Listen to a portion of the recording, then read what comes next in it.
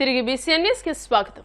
అంతర్జాతీయ యోగా దినోత్సవాన్ని పురస్కరించుకుని పశ్చిమ గోదావరి జిల్లా ఆచంట నియోజకవర్గంలోని వాసవి పెనుగొండ గ్రామంలో ఆదివారం ప్రత్యేక యోగా కార్యక్రమం ఘనంగా నిర్వహించారు. శ్రీ వాసవి కన్యకా పరమేశ్వరి అమ్మవారి ఆలయ ప్రాంగణంలో జరిగిన ఈ కార్యక్రమంలో వందలాది మంది ప్రజలు పాల్గొని యోగాసనాలు ప్రాణాయామాలు అభ్యసించారు. ఈ కార్యక్రమానికి జిల్లా collector Chandravada Nagarani, Achanta MLA Pitani Satyanarayana, joint collector Rahul Kumar Reddy, RDO Dasiraju ముఖ్య అతిథులుగా హాజరై యోగా సాధనలో పాల్గొన్నారు. అనంతరం వారు మాట్లాడుతూ యోగా అనేది కేవలం వ్యాయామం మాత్రమే కాకుండా శరీరం, మనసు, ఆత్మల మధ్య సమతుల్యతను పెంపొందించే భారతీయ జీవన విధానమని పేర్కొన్నారు.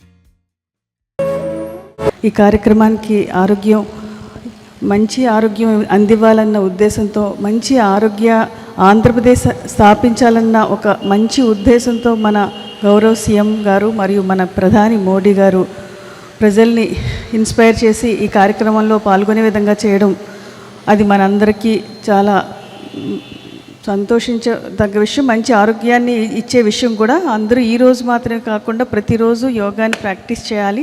జీవితంలో యోగాని ప్రతిరోజు దైనందిక చర్యల్లో భాగస్వామ్యం చేసుకుంటే మంచి psychological health, physical health, mental health అన్నీ కూడా మనకి వస్తాయి అని చెప్పేసి ఇక్కడికి విచ్చేసిన అందరికీ కూడా నా హృదయపూర్వక ధన్యవాదాలు. అంగన్వాడీ టీచర్స్ ఎందుకు రమ్మంటున్నామంటే, ఈ అంగన్వాడీ టీచర్స్ మళ్ళీ వాళ్ళు ఒక 50 మందికి చెప్తారు. వాళ్ళు ఈరోజు ఎక్స్పీరియన్స్ చేసిన ఈ యోగా యొక్క పాజిటివ్ ఎనర్జీని 50 మందికి చెప్పడానికి అవకాశం ఉంటుంది. అదేవిధంగా ఫీల్డ్ అసిస్టెంట్స్ కానీ, అదేవిధంగా స్పోర్ట్స్ పర్సన్స్ కానీ, టీచర్స్ కానీ. సో ఇలా గవర్నమెంట్, మన ముఖ్యమంత్రి వర్యులు ఆయన చెప్పిన ఉద్దేశం ఏంటంటే, గవర్నమెంట్ మిషనరీ యాక్టివ్గా ఇన్వాల్వ్ అయితే తప్ప ఇది ప్రజల్లోకి గట్టిగా వెళ్ళదు. సో దయచేసి దీన్ని పాజిటివ్గా తీసుకొని, ఇది ఇలాంటి ఈవెంట్స్తోనే కాకుండా మన దైనందిన జీవితంలో భాగస్వామ్యం అవ్వాలంటే మనం ఈ పాజిటివ్ ఎనర్జీని తీసుకొని, అలానే మన టూరిస్ట్ డెస్టినేషన్స్ కానీ, థిమాటిక్ ఈవెంట్స్ కానీ సక్సెస్ఫుల్గా చేస్తూ పబ్లిక్కి సర్వీస్ చేస్తారని ఆశిస్తూ, అదేవిధంగా మన పర్సనల్ లైఫ్, మన పర్సనల్ హెల్త్ కూడా కాపాడుకుంటారని ఆశిస్తూ, యోగాని ప్రజల్లోకి తీసుకెళ్తారని ఆశిస్తూ అందరికీ కూడా ధన్యవాదాలు, శుభాకాంక్షలు. ఇది యోగాంధ్ర, యోగా ఇండియా మోడీ గారి సంకల్పం. ఇది అంతర్జాతీయంగా మన దగ్గరే పుట్టింది, భారతదేశంలో పుట్టింది యోగా అనేది.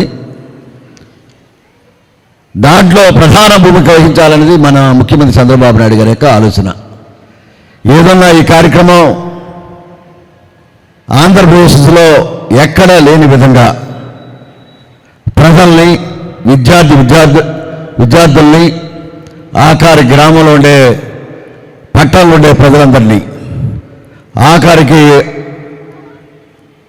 అధికారులు, జిల్లా యంత్రాంగం, గ్రామ అధికారులు, రాష్ట్ర అధికారులు కూడా ఈ కార్యక్రమాలు పాల్గొనే విధంగా కార్యక్రమ నిర్వహణ స్ఫూర్తిని ఈనాడు ముఖ్యమంత్రి గారు చేస్తున్న ఒక ప్రయత్నానికి ప్రత్యేకంగా ఒక ప్రజాపతిగా, ఒక శాసనసభ్యుడిగా ఈ సంకల్పాన్ని మనందరూ కూడా ముఖ్యమంత్రి గారి యొక్క ఆలోచనకు అనుగుణంగా పనిచేయడానికి కంకణబద్ధుడై ఉండాలనేది ఈనాడు చెప్పిన జేసీ గారు చెప్పినా, కలెక్టర్ గారు చెప్పినా, మీ అందరూ కూడా అనేక చోట్ల భాగస్వాములు అవుతారు. అధికారులందరూ కూడా ఎక్కడికి వెళ్ళినా యోగాంధ్ర మాట్లాడమని, విద్యార్థులు ఎక్కడికి వెళ్ళినా ఇంట్లో అయినా కూడా యోగాంధ్ర మాట్లాడమని, ప్రతి ఒక్కరి సంకల్పం వారి యొక్క ఆరోగ్యాన్ని వారు కాపాడుకునే విధంగా ఆంధ్రప్రదేశ్ ఆరోగ్యవంతమైన ఆంధ్రప్రదేశ్ కావాలనేది, ఆరోగ్యవంతమైన భారతదేశం కావాలనేది మోడీ గారి సంకల్పం.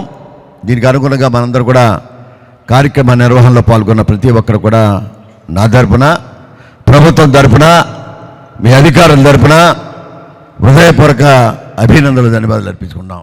భారతీయ జనతా పార్టీ భీమవరం పట్టణ పడమర విభాగం అధ్యక్షులు ఆరవేశ వర్తక సంఘ భవనంలోని శ్రీ వాసవి అమ్మవారి మందిర చైర్మన్ వబిలిశెట్టి ప్రసాదరావు సుమధుర వైశ్య లైమ్ లైట్స్ అవార్డ్స్ 2026 ను అందుకున్నారు. ఇటీవలే హైదరాబాద్ గచ్చిబౌలి ప్రధాన్ కన్వెన్షన్ లో జరిగిన most popular men contest awards లో 7,553 ఓట్లు సంపాదించి ప్రసాదరావు సుమధుర వైశ్య లైమ్ లైట్స్ అవార్డును అందుకున్నారు. పలువురు ప్రముఖులు టీజీ వెంకటేష్, టీజీ భరత్, అంబికా కృష్ణ, రాజకీయ నాయకుల సమక్షంలో సుమధుర వైశ్య లైమ్ లైట్స్ అవార్డును అందుకున్నట్టు ప్రసాదరావు తెలియజేశారు. అవార్డు రావడానికి సహకరించిన, ఓట్లు వేసి గెలిపించిన ప్రతి ఒక్కరికి ధన్యవాదాలు తెలియజేశారు. ఇంతటి ప్రతిష్టాత్మకమైన లైమ్ లైట్ వైశ్య అవార్డు అందుకోవడం తనకెంతో గర్వంగా ఉందని అన్నారు. తనను ఈ అవార్డుకు ఎంపిక చేసిన నిర్వాహకులకు, తన ఎదుగుదలకు కారణమైన కుటుంబానికి, ఎప్పుడూ ఆదరించే భీమవరం ప్రజలకు ప్రత్యేక ధన్యవాదాలు తెలియజేశారు. ఈ పురస్కారం తన బాధ్యతను మరింత పెంచిందని అన్నారు.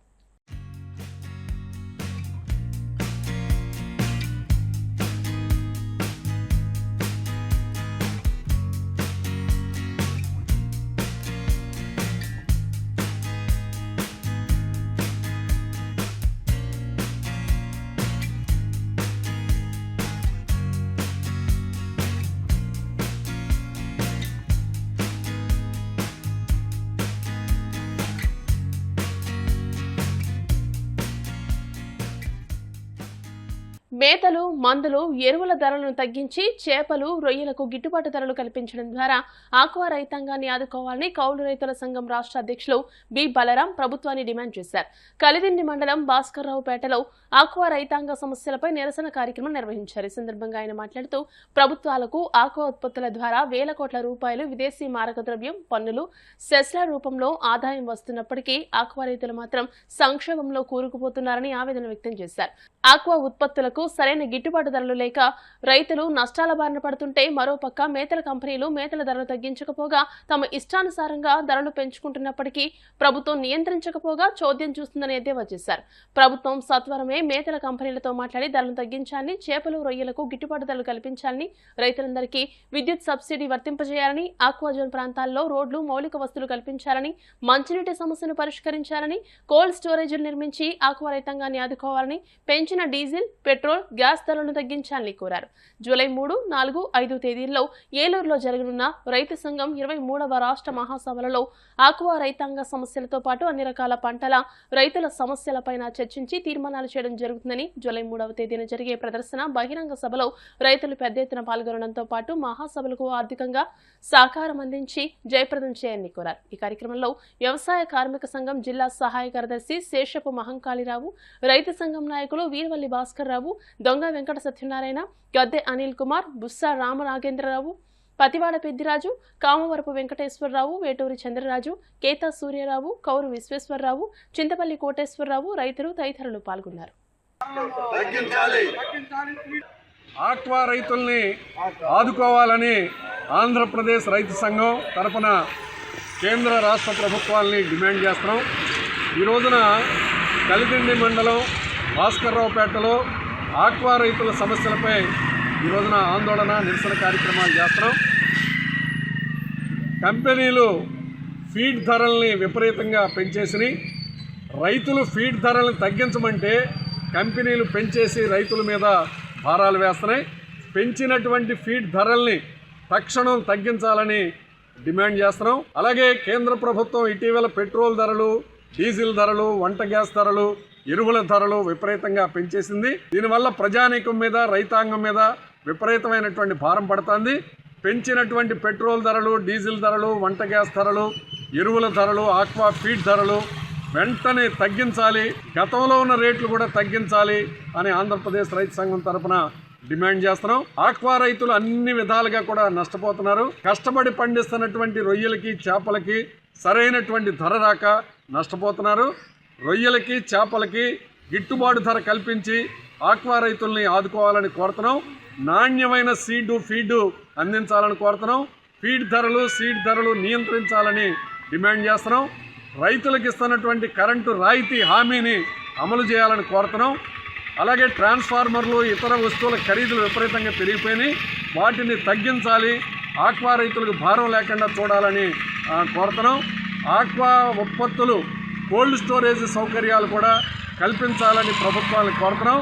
ఈ రోజున మార్కెట్ యార్డులు అనేక బిల్డింగులు ఖాళీగా ఉన్నాయి, వాటిని కోల్డ్ స్టోరేజ్లుగా మార్చితే ఆక్వా రైతులకి న్యాయం జరుగుతుంది.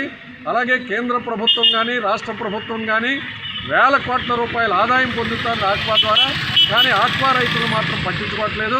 కేంద్ర రాష్ట్ర ప్రభుత్వాలు ఎంపెడ, మత్స్యశాఖ, అప్సడా ఈ శాఖలన్నీ ఆక్వా రైతుల యొక్క సమస్యలు పరిష్కరించాలని కోరుతున్నాం. ఆక్వా ప్రాంతాల్లో మౌలిక వసతులు, రోడ్లు, నీరు, సాగునీరు, మంచినీరు, వసతి సౌకర్యాలు కల్పించాలని కోరుతున్నాం. అలాగే ఆక్వా ఉత్పత్తులు రొయ్యలు, చేపలు ఇప్పటికీ కూడా చౌక ధరలకి దొరుకుతున్నాయి.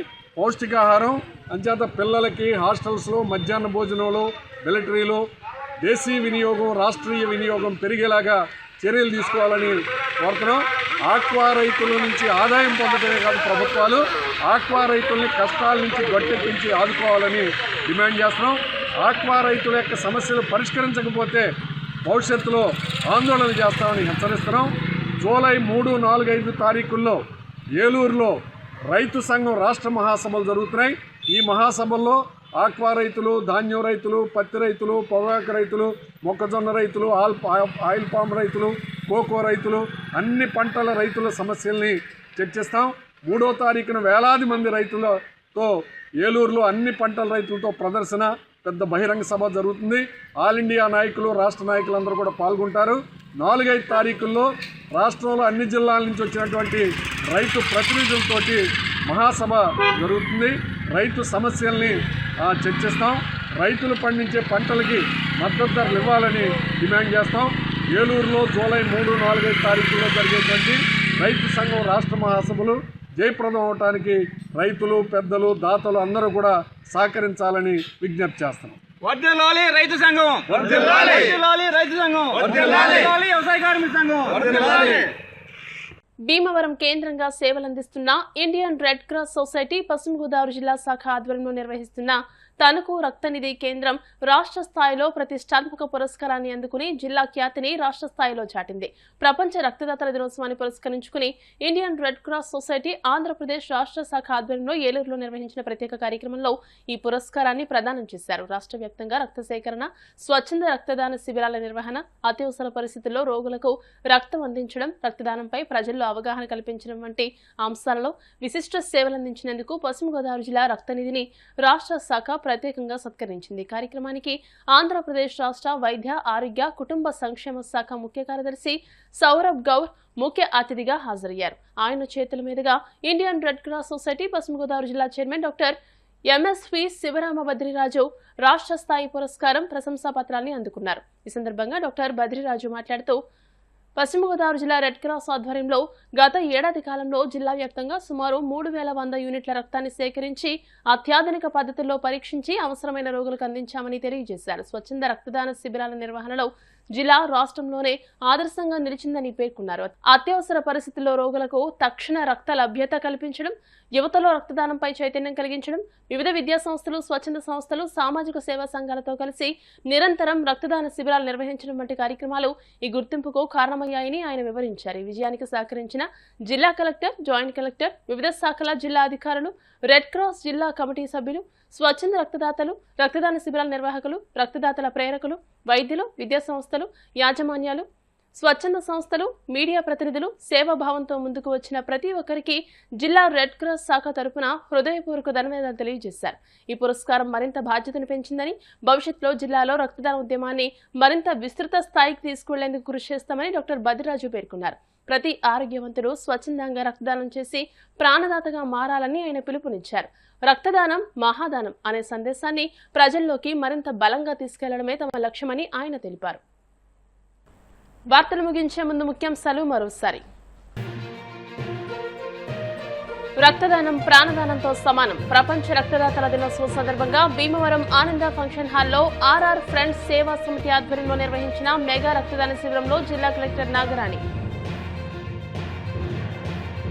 ఒక్కరు చేసే రక్తదానం ముగ్గురి ప్రాణాలు కాపాడుతుంది. భీమవరం ఏఎస్ఎన్ రాజు చారిటబుల్ ట్రస్ట్ ఆధ్వర్యంలో జరిగిన కార్యక్రమంలో రాజ్యసభ మాజీ సభ్యురాలు తోట సీతారామలక్ష్మి. వాసవి పెనుగొండలోని శ్రీ వాసవి కన్నికా పరమేశ్వరి క్షేత్రం ప్రాంగణంలో యోగాంధ్ర కార్యక్రమంలో పాల్గొన్న జిల్లా కలెక్టర్ నాగరాణి, ఆచంట ఎమ్మెల్యే పితాని.